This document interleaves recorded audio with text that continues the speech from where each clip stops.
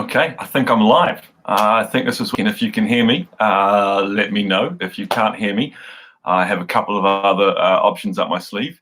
If you can't see me, I don't know what to do about that.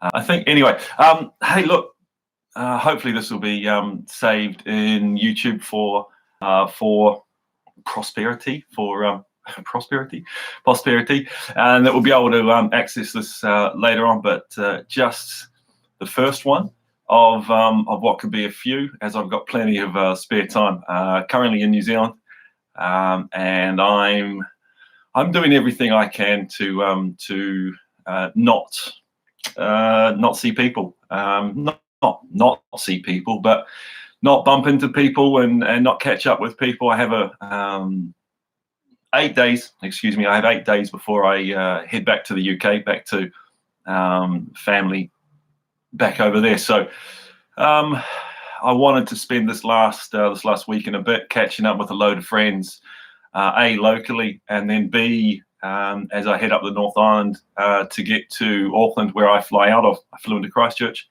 I got family down there, so I had 10 days, I think, down there, catching up with some cool family, and I also managed to get a car and did a load of driving around. So Christchurch was cool. Got to a few wonderful places, Lake Tekapo, which is a special place for me, and then through a few more bits. I did a bit of a road journey diary, Ian's video diary. So there's some content that I have to edit and put together and make right. I'm going to check my phone to see if this is all going okay. Oh, don't know. We'll see how it's all working. So actually, I can probably check the stream on my phone, can't I? So wherever it is, hello, welcome. It's good afternoon time here. And welcome, it's good afternoon time here. It's working. And welcome, it's good afternoon time here. It's working. That's cool. Sound's not the best. I might work that out for next time. So I'm in my mum and dad's spare bedroom. This was one of the bedrooms I had when I was a kid. I think we moved here. So I grew up in Petone, which is the bottom of the Hutt Valley, a suburb, if you like, of Lower Hutt, which is the city that takes care of Petone, and Lower Hutt itself is inside Greater Wellington. So I grew up here. This is my house that I grew up in since I think I was about 6. I think we moved here. We were in Bolton Street in Petone, down near the beach, and we moved to this place up near Mackenzie Bards, if you know Petone very well. Moved up there when I think I was about 6, and so this has been mum and dad's home since, which has been kind of cool. So every time I get to come back to New Zealand, I can see. Oh, okay, people can see me. That's cool. Thank you, Lucy. Ashley and Lucy. Lucy wants to know where I got my shirt from. I can't tell you because then everybody would be able to access some of these wonderful shirts. I need to stop doing that because I haven't got much here up there, which actually got me in a bit of trouble earlier on this holiday. For the first time ever, my scalp peeled because of sunshine, and hung it out the car window and sprayed it off. And I think it was like a bit of a snowstorm for the car behind. But yeah, made a bit of a mistake. I think I've always come home and tried to be very good with sunscreen in New Zealand, because the sun over here is ridiculously strong, and it just burns you to bits. My arms, I've currently burnt through 2 layers. You never learn, but you do learn after you're first remembering to learn. And I burned through a couple of layers on my chest after having a wonderful day at Hamner Springs at the hot pools out there. So here we are.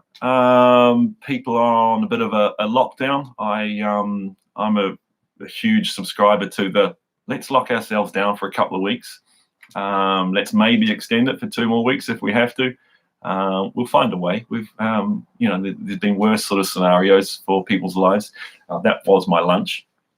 We'll see. I might be able to get finished it, last leftovers from last night's fish and chips. I'll go back home healthy, and yeah, maybe not. So I'm trying to stay away from catching up with friends. Tonight I was supposed to be catching up with a group of friends in a bar in Petone. I've since yesterday afternoon I said let's not. I want to be as socially responsible as I can. And I think interacting with as fewer people as possible is the right one. I watched those bouncing balls. If you've not seen the bouncing ball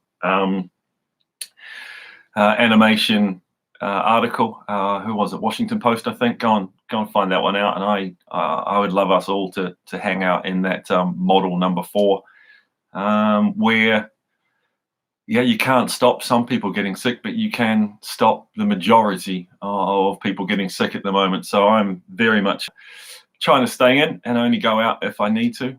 So that means sleep-ins. Okay, not so bad. A little bit easy for me because I'm not at home with the family, so it is a little bit diminished responsibility. So easy for me to say, I know. But look, if you are going out there and you do have to see people, I just think it's important that we keep washing our hands and we keep our distances if possible. Hairdressers, people that have that real close contact, I think they have to be overly careful. Sort of hairdressers and physios and doctors, I think they have to really take and those people that are in that care where you get close to people and you need to be in with people, you just take care and keep washing and keep trying to stay as healthy as you can. And if you have anything, it's you maybe already passed it on, but limit that from there. We do our best, I guess, which is kind of pretty scary a little bit, but I don't think it has to be too scary if you do everything possible that you can to keep healthy and not be part of the spreading of it all. I'm just tonight we've been talking. I'm the chairman of our water polo club. So I play water polo, and we have a water polo club in Matlock. And we've just tonight been discussing: do we cancel our trainings? Do we cancel our games? And I think common sense for me in terms of my views is that we do cancel trainings, we do cancel games. We try and limit the interactions that we have so that the worst case scenario doesn't happen. People want to keep calm and carry on, as that UK tea towel, that UK sort of slogan goes. I don't think we can keep calm and just carry on. We can certainly keep calm, but I think we do have to make some changes. I'd rather talk about cricket, but this is what's happening at the moment. This is the scenarios that we live in, and I love reading about this stuff so I can learn about this stuff, and I want to learn about it so that I can be as safe as possible. And I then want to be able to. I don't want to correct people, but I want other people to understand how we can change the way this virus spreads. We can be safer for ourselves and for others. And so I do feel it as part of someone that has done a load of reading and done a load of research on it, that we do stay away from as many people as we can. Can only be good. Sports off the TV, and that's kind of the reason behind this. I was coming back from Napier yesterday, and I car ride and do a lot of thinking when I'm driving. That's probably the time that I'm at my most creative, I guess. I did. You'll see some of my VDs, my video diaries, and you'll see some of those things. But I'm doing a lot of thinking yesterday about what we can do in regards to filling up the sports market and filling up what we don't have at the moment, because there's no live sport. There's no teams and groups getting together. So I was I kind of hoped before yesterday that that our TV subscribing channels that they may have already reduced your subscriptions. There's less sport, there's fewer matches on TV, and so as a consumer, it would be great if they reduced your subscriptions. The thing that's going to happen is that people will go, well, I'll just cancel it. And as soon as you've cancelled something, as a business, as soon as someone's cancelled your service, it's a lot harder for them to resubscribe. No matter how much you tempt them back, it can be a lot harder to get someone to resubscribe than it is to say, we're going to reduce your subscription right now, and then we're going to put it back up to what it was, pro rata, as sports come back into back onto the platforms, onto the streaming platforms or the TV platforms. So nice to see that Spark New Zealand took the initiative. I saw that this morning. I put out a few messages yesterday. I have no idea if what I was discussing yesterday has had any influence. I'd like to think it has, but if it has, it has. If it hasn't, it hasn't. But I think it's wonderful that Spark have taken the initiative. They're the firsts, and they should be congratulated. I know a few people in the UK yesterday. So last night, I had two people get in touch, and they had just received letters from the UK Sky saying that their Sky is actually going up in line with inflation. So just one of those timings of a price increase that has slightly gone poorly with how much sport or product there is on TV. So I think those TV channels and subscription services can, take a bit of a look at their subscriber groups and maybe look after them a little bit more. So this has always been 108 with IOB. That was 108. That was my name, and then there was a clock down here. If you go back to the early 108s with IOB. And 108 with IOB was me telling you something or explaining something, or I should stop looking at myself on the screen. I should look at the green dot. Sorry. Apologies also, because I only have my laptop with me in terms of streaming cameras. So you're going to have to do with the not particularly good MacBook mid 2012 webcam. It's getting on a bit, so I don't have sort of my equipment that I would have back at home when I was recording the 108. So the idea back then, was in 108 seconds, 1 I, O for O'Brien, B is an 8. In 108 seconds, I would explain something, tell you something, give you my opinion or congratulate, or we got through a few of them, and then life got in the way, and that is. Life got in the way, as in a job got way too busy, and that was cool. Like, a job got way too busy, and I was trying to do my best on that job. I was loving that job. It was going pretty cool. So I had to sort of put the 108s with IOB away to one side for a little bit. That was a bit stink, but it was well worth it because the job was. I loved the job. So here we are with a whole lot more time on my hands. So I thought I'd start it at 1:08 p.m. New Zealand time. So we keep the IOB. And the idea is to either be 1 hour and 8 minutes, or depending on how this is going, it might be 108 minutes. But I'll still try and keep that thing, because I think it's too good a one to stop use. Brilliant little side story here. So playing for Wellington, we used to have our initials on our training shorts, our training shirts, and on some of our playing shirts, just on the hem, and on the shorts that'd be on the thigh. I came out because we had numbers as well, so our playing numbers would be whatever. I came out in my training gear at the start of a new season, and Mark Gillespie, former fast bowler for Wellington and for New Zealand, lost the plot, and it was beautiful. Mark Gillespie's a massive football fan. Hey Mark, love you, miss you. wish we got on better when we were playing, but yeah, cool. Take care, my man. He was a massive football fan, massive Liverpool fan, and he loved the number 10. Number 10 was his. And so no matter what, he had to have number 10. If there was a bib with numbers on it, he had to have number 10. If his shirt number, he had to have number 10. Cool, no problems.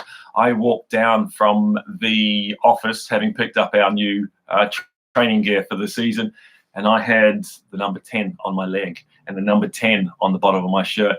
Mark lost the plot. He thought that I had gone and stolen his number 10. It just said I-O. So the I and the O looked like number 10. And it actually back then was when I discovered that actually I have 108 as my initials that I should probably use. Took me a while, but yeah, Mark was the butt of a couple of jokes that year on that. Poor Mark, but good times. That's a long time ago. I was talking about something before I went to that. So yeah, 108. We're back. I'm back. I'll try and do one of these a day if I can at the moment, and I'll try and keep them to this point at this time of the day. There's not much else to do in terms of staying inside. And look, Mum and Dad are here, so I get to hang out with Mum and Dad even more, which is yeah, that's kind of that's blessed, if that makes sense. That's fortunate that I get to do that. I haven't been back in New Zealand for 5 years, over 5 years actually. It was February 2012 during the World Cup. I went to the New Zealand-England game at the stadium at the Cape Town in Wellington. If you're an England fan, you'll remember it. If you're a New Zealand fan, you'll remember it. If you're a cricket fan, yeah, hopefully you'll remember it. But it was a pretty brutal day for England. Southee ripped a massive hole in the England batting lineup, and then it was done. They had to take. It would have been done before lunch if done before a scheduled lunch if they had have given New Zealand another 5 minutes. I think they needed another 9 runs, another over or 2, and that would have been done. So it's been over 5 years since I've been back, which is way too long, which is now frustrating because I want to go and see friends, but as I said earlier, I'm sort of trying to be I'm being as socially responsible as I can. I'm keeping myself out of the stream of people, and I didn't want to catch up with. Well, I do want to, but I thought it would be wrong if I caught up with friends and therefore bring a group of people together. Not many, but just a group of people. Might go and have a couple of meals out, go for a curry or something where limited sort of spatial contact. But I will absolutely be staying away from as many because A, I don't want it, and B, if I get it on me, I don't want to be passing it on. I don't want to be part of the problem. I would rather overreact and everyone go, oh, that wasn't such a big deal. I'd rather overreact and that be the complaint that, gee whiz, that wasn't as bad as everyone made it out to be. Everyone overreacted. No, it wasn't such a big deal because we overreacted, and that overreaction actually was the right reaction, so that it wasn't such of a big deal. I'll keep going back to that because it's such a big thing in me, and I'm so passionate, I guess, about health, people's health, mental health, personal health, physical health, psychological health, etc. I'm so interested in care, in people, in humans, and that sort of will lead to going back to university to do some bits and pieces. Ash, back in touch. Thanks, Ash. I know it's late in the UK, but that's cool. That's from you. The Olympics are supposed to be going ahead. Is it nuts or good? I don't think I don't. At the moment, is what I've seen, it's going ahead. There's no plans to I think there will be plans behind closed doors that they're going to postpone it or to shift it. It will still have to stay in this year. too far away from its dates because of peaking as in physical peaking for your events from a fitness and strength perspective. I don't think they can shift it any to the next year or other bits and pieces, because there is always the World Champs happens every 2 years. There's Commonwealth Games that also happen every 4 years. And so there's too many events around it to it be for Tokyo to sort of say, well, come back in 2 years' time or what have you. I think there's no point cancelling it yet. I think if we all use Model 4 on the bouncing balls simulation in the Washington Post article, then I think this thing will be over in 4 weeks. That's my kind of feel. Don't quote me on that, and that's maybe silly of me to have said that. But if we exclude ourselves from each other, then the virus doesn't live any longer, because those that have it recover, and those that don't have it don't get it. And so then the virus is out of action because there's no hosts for it to live in, because no one's interacting. So if we stay away from people for 2 weeks, for a month, if we really push hard and self-isolate as much as possible, then I can't see why the Olympics can't go ahead if we behave. And if we behave, I don't mean behave as in good and bad behavior. If we behave behave for the greater good, behave for society, not just for our own happiness, I guess. Saw some Brits on holiday in Spain. Saw some footage of Brits on holiday, and Spain's on lockdown. They're not allowed to leave their house unless it's important. Brits over there heading down the supermarket, buying trolleyfuls of refreshments, and then drinking them in the streets of Spain, and being flippant and way too carefree. And if we keep doing that, then yeah, the Olympics won't happen, because I think I don't think that is a way to behave responsibly. So if we do isolate ourselves, if we do look after each other, we do help those that will need some help, we do a community and social care system that looks after the aged, looks after those that can't go out, looks after those that really don't want to go out, I think the Olympics could still go ahead. I really do.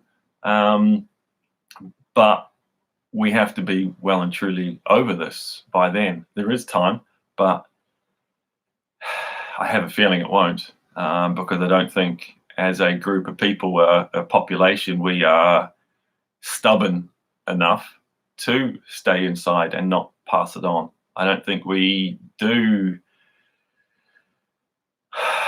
I wish we did. I wish we were all a little bit more. I wish we were all a little bit less selfish in that way. So at the moment, I can't see it being cancelled or postponed, but I think there'll be a postponement plan for push it out for another 2 months, maybe. I don't know what the schedule looks like for international sports, for athletics, for swimming events, for all the other the sporting events that are in and around the Olympics. I am looking forward to the breakdancing, of course. I was pretty hard practice for the breakdancing section of the Olympics. I've had to put my training on hold. This was going to be my my New Zealand outfit. It's the teal of the New Zealand cricket shirts from the late 90s, early 80s that you saw New Zealand play the other night against Australia in. So it's the teal of those shirts with some marvelous plush pink. I think they're roses. Yeah, they could be. They look like roses. So this was going to be my breakdancing outfit, but sadly I've had to put my training on hold. there's always, what are we in? There's always 2024, isn't there? There's always 2024. Hey, Kiwi Jim. Hey, I hope you get your TV sorted out. I hope we can sort something out there. But on a Wellington note, thank you. Did you see the Plunket Shield was back? The team had a really good year, I reckon. So the Plunket Shield is the cricket competition in New Zealand. It's the first class Shield trophy. It's the one that it's the 4-day competition. So in, say, the UK, it would be the championship. In New Zealand, it's called the Plunket Shield. And Wellington, which is where I'm from, is the team I played all my first class cricket in New Zealand for. I had to qualify that because I played for Leicestershire and Middlesex in the UK. So Wellington have, through two rounds being cancelled, there was still 2 more rounds in the competition. Wellington had to go to Napier to play CD, and then they had to go somewhere else, maybe Hamilton, to play Northern Districts. I can't quite remember who the last game was, but New Zealand cricket have decided to cancel the last 2 rounds of the Plunket Shield, leaving Wellington out in front. They were out in front by a reasonable amount, so it wasn't. They would have had to have made some big mistakes in those last 2 games to have not come out top of the table. Anything can happen though. So yeah, Wellington win the Plunket Shield, which in my day was called. So we were the last winners of the Shell Trophy before that trophy was retired, if you like, because of a change of sponsorship. So we, in my first year of first class cricket, so 2000, 2001, I didn't play the first game, not selected. I managed to play. I was pulled in for the second game because one of the Wellington guys got suspended in a club game. May have said something untoward towards an umpire. The club game gave him a suspension. The club league gave him a suspension that also carried through to first class cricket. So he didn't play. Sorry, Matthew. And I'd never say thank you, but yeah, sorry. But I did grab it with both hands. Matthew Walker was, you can find it on. Anyway, so played the second game down in, second game of the season was at Carisbrook in Dunedin against Otago. And we had a wonderful season. Just everyone scored a truckload of runs. I think we dropped 1 catch behind the wicket, and I mean that. That's not an exaggeration. I think we dropped 1 catch from keeper to 4 slips and gullies, or however many we had at times. If you don't drop those catches, you win a lot of games. And we had a bowling attack that did provide quite a few catches. Myself, obviously, because that's what I'm talking about. There was Mark Gillespie, James Franklin, Carl Bulfin at the start of the season, Jeevan Patel, left arm. Oh gosh, he's going to kill me. Well, I don't see him a lot now, but left arm spinner Mark Jefferson, thank you. And Chris Nevin was our keeper. Matthew Bell was captain. We had Roger Toos. We had Jason. Oh, gee whiz. Grant Donaldson was in the team. Luke Woodcock may have played a couple. It was a pretty decent team. Stephen Mather may have played a couple of games, I think. But yeah, we won the trophy back in the 4-day competition back in 2000, 2001. I think we were runners up the next couple of years. We had a really good team, good group that stayed together for a long time. And we had a bowling attack that we had a few bowlers right behind us, right on our heels. So there wasn't a chance to miss a game through injury or anything like that. We won it again in 2003, 2004, I think. So I got quite a few runners-up medals for the 4-day competition. I think it was just 2 medals for winning it, which is still cool because there were guys. Wellington hadn't won a first-class trophy for, I think it was 26 years. to the 4-day competition. So when we won it in 2001, it was pretty cool. We were I didn't get it. Well, I did get it, but it wasn't as big for me, if you like, because it was my first year, and this is what we were doing. So it was pretty cool. Some of the guys, it meant they understood a lot more of the hard times to get there. But that was cool. And then won it again in 2004. And then they've won it again just this year, Wellington. So Wellington Firebirds, that's awesome. I wish you were. I was hopefully going to go and watch you this week somewhere, but I'm not, because you're not playing, and I'm not going to travel, so to speak. So congrats, Pock as coach, and the whole group. That's really, really cool. So. That little bit of the Wellington Firebird is still going pretty good, and they've had a good few seasons actually. So anyway, this is for those that have just joined. This is one of the spare bedrooms at Mum and Dad's place where I grew up. That's some of Mum's cross stitch embroideries, and this was my first bedroom in this house. Then later moved. There's a hallway just behind the wall behind you, and then there's the front bedroom that Blair and I, my brother, we both shared a bedroom until I went to university. And this was my sister's, what became my sister's bedroom, and we had so there was 3 kids: my brother Blair, younger, and my sister Bronwyn, who was older, and we had a cousin live with us for most of our childhood. I think Mary Ann came when maybe I was 8, maybe a little bit older. But so we had a cousin come and live with us, and she became a sister to us. So this was the girls' room, and that was the boys' room. And just remembering things, and on that. I probably shouldn't say, but got to do something really special yesterday. That got to put 2 people together for the first time in 30 plus years. 2 people that hadn't seen each other or hadn't spoken for 30 plus years, and I got to bring some joy, maybe, I hope, to some people that. I got to plan something and make something happen that was pretty special for me, and I'm almost certain it was a hypocrite on this, but it was nice to be able to create a meeting that was past overdue, so well and truly, but it was nice. Jane, hi.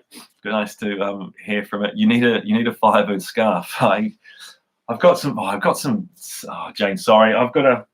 Actually, where is it? Here it is.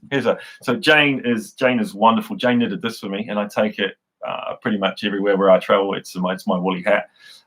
So Jane was amazing and knitted this for me, and it was kind of in return, that I would send some jerseys, some jumpers, some playing shirts, which I still haven't done, Jane. I know. I have I've got a couple of bagfuls of shirts, Jane, that I need to go through and box up and post back, and I am apologetic that I haven't done it yet, and I know I have to do it, and I will do it.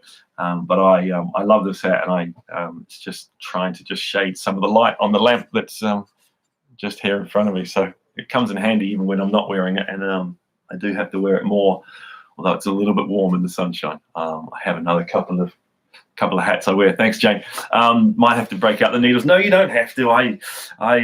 It's easy enough to find a gold and a yellowy gold and black scarf somewhere. It's cool.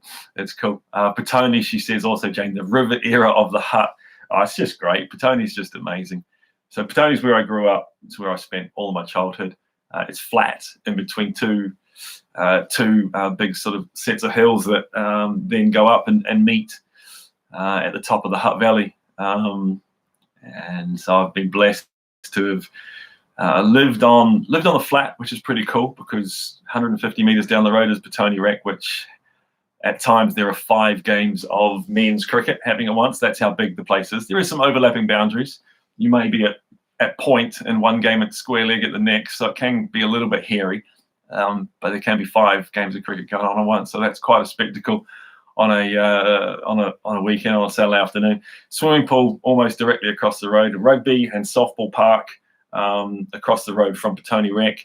There's golf, there's bowls, there's croquet, there's football, there's hockey, there's rugby, there is football, soccer. Sorry, I live in the UK now, so football, soccer, you know what I mean. So there's soccer, football, soccer, there's netball, there's tennis courts at schools that you're allowed to kind of use. So living in Petone was that's something that I have to justify as being lucky. You can't. That can only be luck, who you're born to. But we then made use of it. Pretty much all of it's council run, so it's free for everybody. And I think that's a big reason why New Zealand does so well at sport on all levels, whether it be international or down the grades. We have access to sporting facilities, and basically all you need is a ball and a bat, and you can go in, or some clubs or whatever it is. But you can pretty much, okay, the golf course you got to pay for, but if you take it up in school, there's always some free ways of getting to play golf at school. So I lived in a town that had a real ease of access to facilities. So Petone A really punches above its weight in terms of people that have gone on to represent New Zealand, and in the same vein, New Zealand over-represents teams that compete and do successful in sport, the international stage. For me, there's a element of weather, but mostly it's the access to facilities, parks and grass and open space and cricket nets that are for public use. In the UK, cricket nets are owned by clubs, and you can't just really go down there and use the nets. The net's down the road here. I was in 4 times a week around the corner. There was an indoor cricket centre, and I was around there probably 4 nights a week, whether I was playing or doing a bit of umpiring, mostly trying to juggle them both. I was trying to play and then umpire afterwards, or umpire first and play. That meant I would be able to pay for my game and have a little bit left over if I did some umpiring. So we had access to a ridiculous amount of facilities, and so to not be sporty is almost a little bit of an exception. To be active and busy, we were blessed with facilities that council, mostly were council run, and then things like indoor cricket and golf, you had to pay your bit, but that's they weren't prohibitive. So we had a really nice great town, perfect, flat. You ride your bikes, driveway is asphalt, so we had I think driveway is about 35 meters long just outside this window, and we had some amazing cricket battles up and down the asphalt driveway. The footpath out the front's asphalt as well, so it's nice and flat. Riding our skateboards and scooters and hitting the lips on the as it dips down for where the cars come through, hitting those lips and jumping and taking taking bricks out and planks of wood and trying to create scooter jumps and all sorts. But it was had a pretty decent childhood, decent sized backyard that we could throw some balls around, a couple of softball mitts, and throw some balls around, and we could play games, play a little bit of bat down, hit the ball, and wherever the ball lands or wherever you get to stop it, you got to roll the ball and try and hit the bat. If you hit the bat, it's your turn to hit the ball. badminton. We had a trampoline out the back. So we were blessed with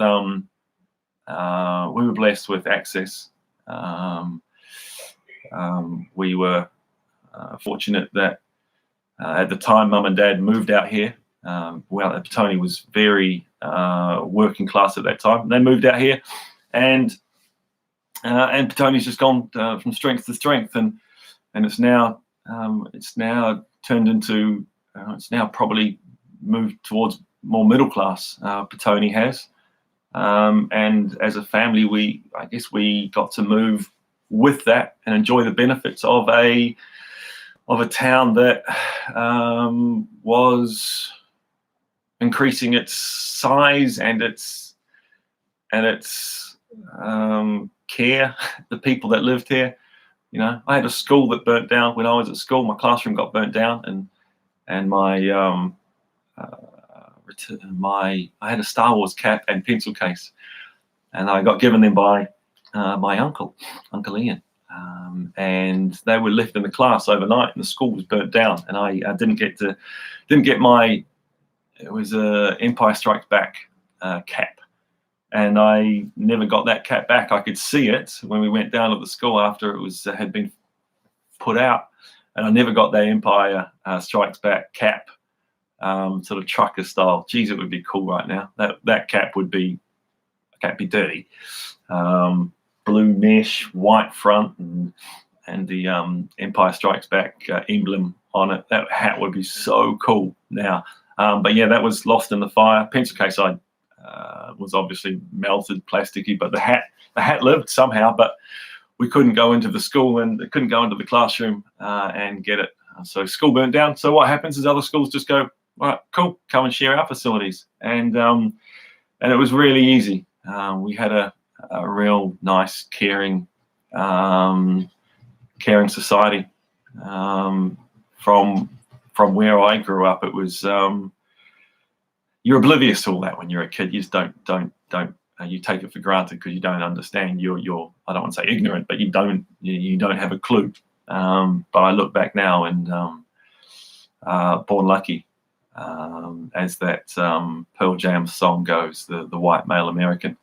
I won the lottery by being born, and there's an element of that in my how I talk about my upbringing, my family, and what where we've got to as a family. So phenomenal efforts from my parents to get to. I think to encourage and give us access to being upwardly mobile, access to arts, schools, culture, those things that are being sports, those things that are being chopped out of curriculums, arts, sport, culture, they're all being chopped out and funding being pulled back. But they are the things that allow you to shift through and in a lot of cases shift up and have better lives. So that's sad that those things are getting cut. Blades Neo, is it possible to bowl a six? Wingy, right? Okay, so this is Wingy, nice to see. So there was where I was playing some league cricket in the UK, and I was playing for a team called South Wingfield. Now, South Wingfield was not the strongest team in terms of the overall competition, and they were down a few levels. This was the year I got married, actually, so 2007. I had signed with Matlock and agreed that I could have, I think it was 3 weeks off in the season for honeymoon, wedding and honeymoon. And Matlock, the cricket club, were okay with that. I then got a phone call to say that I actually was now needed on a New Zealand A tour to Sri Lanka. And that was a 6-week or maybe a 5-week sort of trip. So that turned my availability to Matlock, changed it quite significantly. And I think I was down to being available for just over half in total. So Matlock said, we actually need an overseas for a lot more. So we're going to have to let you go. So I ended up playing for South Wingfield, and there was a giggle around because straight bound, not many of the boundaries at South Wingfield, the cow boundary towards the train tracks is reasonably long, but the straight boundaries aren't long. And so there was a joke around that could I bowl a six? So I was bowling reasonably quick back then. Could you bowl a six, being that you bump it, so a bouncer, and it clears the keeper and clears the boundary. So that became I guess it was a meme. We would now classify that as a meme back then. That was one of those things, and it still gets brought up now. Can you bowl a six at South Wingfield? And that's so that sort of goes back to 2007. Nice one, Wingy. Fun memories of the follow on and Sting in the Tail and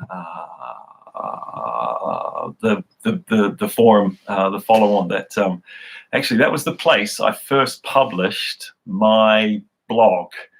And I tell you what, that first one, if the censors NZC had seen that first one, I would have got told off a whole lot more than I did for something a whole lot later on. Yeah. So the follow-on was a forum, local cricket forum around Derbyshire, Nottinghamshire, and because I didn't have a lot to do during the days, I used to add my little thoughts and opinions to this forum, and ended up playing a few sort of friendly games for them because I was nice like that, and got to meet some cool people. Cheers, Wayne. Cultural literacy is awesome. Yeah, Jane, it is. Being able to see art in whatever form, to be able to appreciate it, to be inspired by things is. I don't think there's anything better. We were blessed that Mum loved musicals, and we saved as a family, and we got to go and see Cats. Drove to Auckland, stayed the night in a hotel. I think it wasn't a big hotel, crikey. We were all pretty much crammed in there. There were 6 of us, don't forget.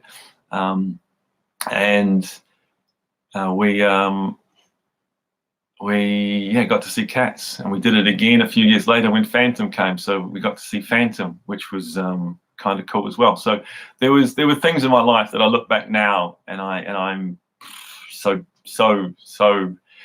fortunate to have had that I absolutely think has helped me turn out reasonably decent, and I'm trying to be decent too. I'm trying to be as good a person as I can be. I got a lot of it wrong a long time ago. Absolutely got a lot of it wrong. I found it very hard to be as kind, I guess, and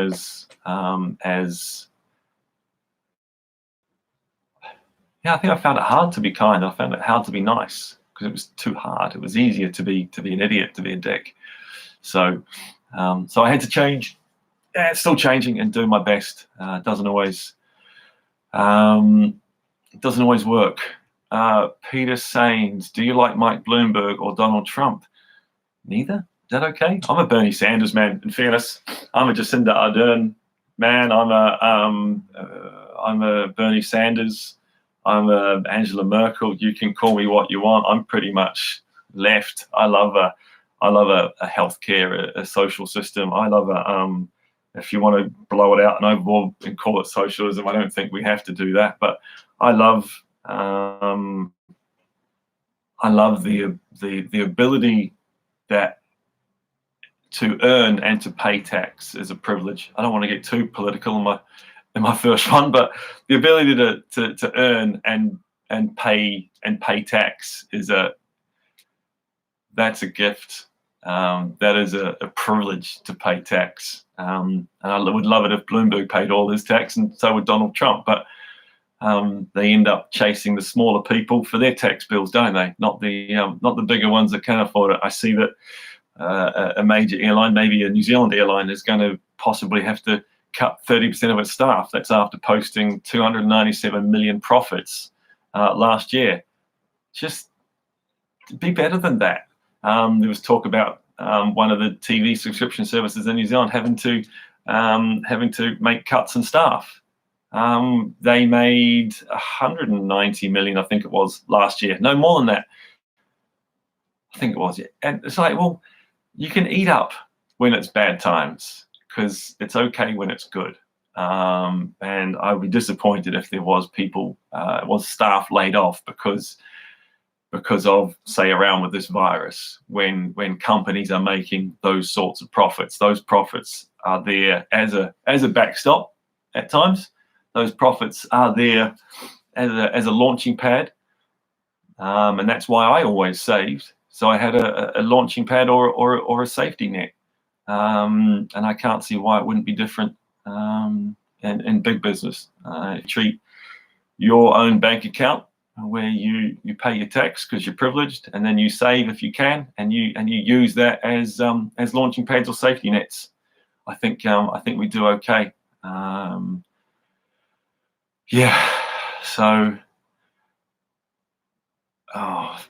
Parker saying you might be one of the first ones that doesn't get responded to. But anyway, yeah, Jane, I think you might have it right.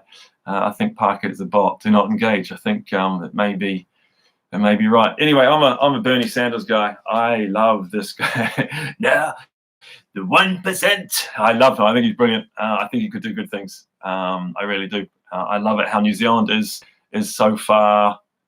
I love it how New Zealand has said we're going to put our economic growth to one side for a while, and we're going to concentrate on our communities and our societies and the health of that.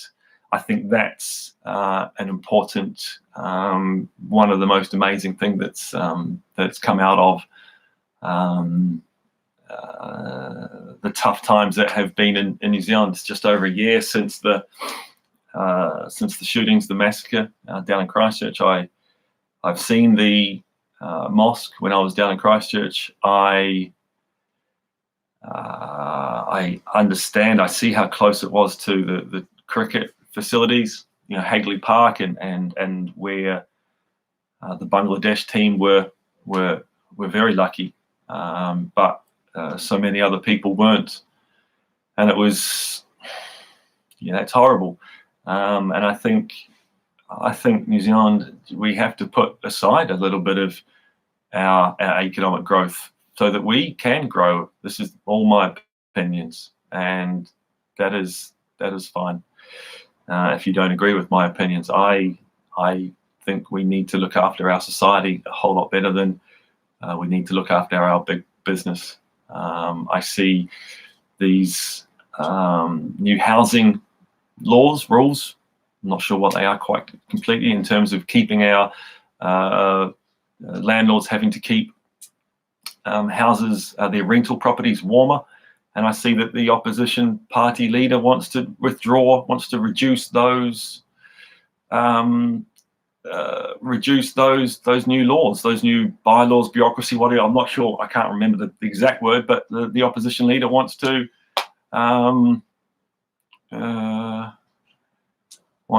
right. I think we've got. Sorry, guys, we're going to have to chuck a couple of people out of the remove. Oh, it didn't take long, did it? Didn't take long to have to. A little bit sad that I have to delete loads of messages. It's kind of sad. Let's just remove them, and then I'll end up having to find a way to ban them. All right. It's always one, isn't it? Always a few. Okay, let's just leave that alone. So happy days. We look after each other, and we take care of each other, and we try and live in a kind, in a kinder city, town, the place. I think that's it. Yeah. So, yeah. What do we got? We got 55 minutes. I guess it's going to be an hour and 8, because I'll be. Gee whiz. Sorry, guys.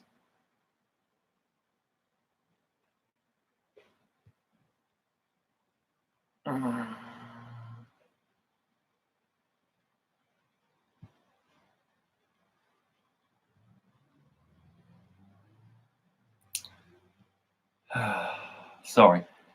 It's okay.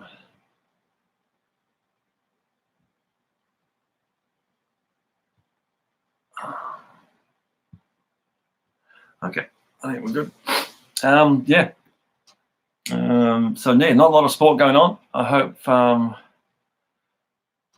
hope this is maybe some part of your day filled up, that there was some live sport.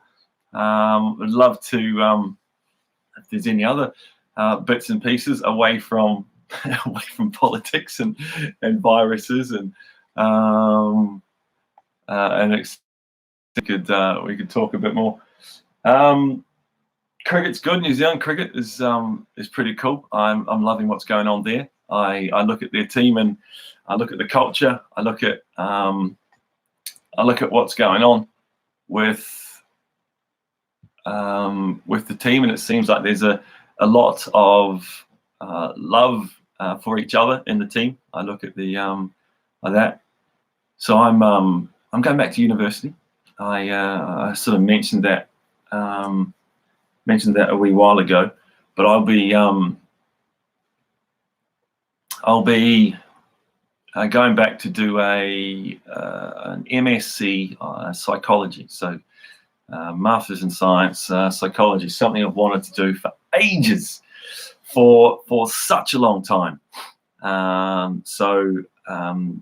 Sort of things that's been keeping me from doing it was I've had a couple of pretty decent jobs that I've enjoyed, and it was hard to put those jobs to one side because I was enjoying them and they were paying all right, and I was paying my tax, and so it was a chance now that I'm not working at the moment, so it's a nice chance to go and do something that I've wanted to do, go back and head back to university.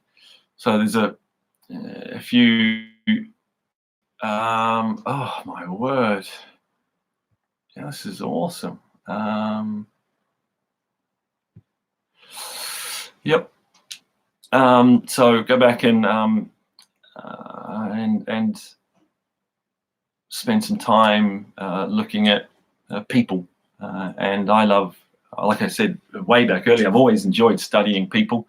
It's always been cool. So I want to get back, and the selfish bit of me is that I want to go back and be the guy that I wish I had back in the team when I was playing. So it's not about sports psychology. It's not about necessarily about performance on the field. For me, I want to go back and help the person. So I want to help the person before the player, which is what we always are, which is what all of us are. Is that we are somebody first.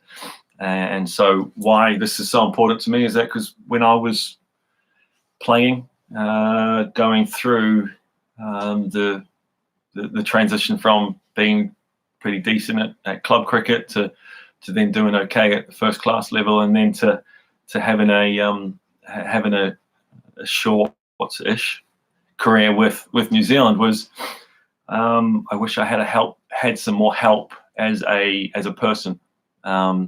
There was a lot of that you were left to your own devices, and there was a lot of that was it could have been done a lot better. What was done, there were sessions and parts of it that I didn't think were, when I look back now, I thought they were great at the time, but when I look back now, I don't think they were done anywhere near right. I don't think they were done with anywhere near enough care and love. And so I would love to get back and look at the people behind the players and help them be better people, help them file away their bits in their head better, so that they can be a better person, and sort of that would then lead to having an ability to be a better player, I think, easier. So if we sort out who we are and who we want to be, not kind of want to be, but who we are, and how we can get the best out of ourselves as people, then I think it becomes easier to get the best out of yourself as a performer, a sports person. So a big want to go back there. I've even got I can't do that. All right. I've got even got a sort of a subject that I want to maybe turn into a PhD. I've got some hopes and dreams, which is kind of cool. I did some teaching when I did teaching at university when I first left school. So I have a degree and a diploma, Bachelor of Education, and a diploma in teaching. So that was some time ago, and I think having those has made it possible for me to sort of slide into straight into a master's a master's level course, which is I'm just cannot wait for. Starts in May, and so this is so that break between sort of Christmas and May. I wish I could have started in March, like now, but because there was such a big break, I thought, right, I need to get home and, well, in my opinion, a good bit of social excluding, that I got to see some people and reconnect with people and reconnect with New Zealand, Aotearoa, with some Kiwiana, with some lolly cake and burger rings and spirulina smoothies and all those things that did I say burger rings? I think I did. There's some burger rings on that's a bag of burger rings that I haven't quite finished yet. So there's, and this is fish and chips, although it's now going to be cold, but not to worry. So got a few things happening when I get back to the UK. Firstly, fly on the 25th. Firstly is to self-isolate from the family for a bit. That's going to be a toughie. We own a motorhome, so we have a motorhome that's parked out. We have some little parking space out behind the house, so I may be in the motorhome for a few days, a couple of weeks maybe out there. I have to run a big long extension cord and a Wi-Fi extender so I can live out there and microwave noodles for 2 weeks. A sleeping bag, a pillow, and some microwave noodles and some toilet roll, I guess. Yeah. That's never been a problem for us. We've always had a truck like Rosie's. She stores stuff. She's a bit of a hoarder, so we've never had a problem with toilet roll. You just have to find it. You won't be able to see it. It's well hidden away, but it always is. It's out of the way. So looking forward to getting home, seeing my kids. So yeah, 2 kids. Lethea is she's 9 and Zane's 7.5. Just a bit older than both of those now. So looking forward to seeing them, but we'll absolutely be making sure that if I do travel, if I am allowed to travel, depending on what the UK government does at the moment, nothing. But if I do get to travel, then I will be isolating myself from almost everybody, and that's that cool thing. We take it for granted, some of these things like internet, like Wi-Fi, like having these sorts of things, and I really hope this has been of some sort of entertainment. It's quite a long time talking for an hour and 5 minutes, so 3 minutes to go, I guess, until we get to the 1 hour and 8 minutes, the 108. So I've got some quiet days now, doing very little. Drive up to Auckland on Friday. Was kind of trying to organise a big catch up with people in Auckland, but won't be doing that now. These are people that are some friends and a special group of guys that I wanted to try and catch up with, have a bit of a reunion. Group of guys that went to South Africa with for indoor cricket a few years back, and we were the first New Zealand men's team to win a international trophy. We won the over 30s grade in Masters indoor cricket. Most of our team were over 35, so we could have smashed the over 35s grade, but we played in the over 30s, and we were the first New Zealand indoor cricket team, men's indoor cricket team. I keep stressing that because the woman won one quite a wee while ago, so well done them. But yeah, we were the first men's team to win a world championship. So trying to catch up with as many of those guys as now. A little bit harder. Well, not possible, which is disappointing. But it probably would have turned into stupidity anyway. We're all a lot older. No, we're not. Well, we are a lot older, but I think we know when to misbehave and when to behave, and what is appropriate misbehavior. If you what is those levels? Yeah, so I was looking forward to catching up with a load of those guys in Hamilton and Auckland, but yeah, probably not now. But not to worry, there will be another time. We'll be back in New Zealand another time when I will get to see them, and it will be even better than this time. So disappointing that I won't get to see them, but it will be cool. Thank you for hanging out with me. It's not live sport. I am going to try and have people to talk to in the short term. I know that sounds talking to people, but I'm going to hopefully try and be able to get 2 cameras and maybe 2 streams involved, which means a fair amount of Googling to find out what I'm going to have to do to bring 2 streams into the one room. Thanks for hanging with me from the start until now. If you've been with me the whole time, I don't think, well, maybe some have, but a little bit of conscious thought, society, community, psychology. I read an article a few weeks back now, Southey, regarding the super overs. Go and read that. That was a pretty cool piece. It's on Cricinfo. And that'll do it. I'll see you again. Ka kite. Love you all. Take care.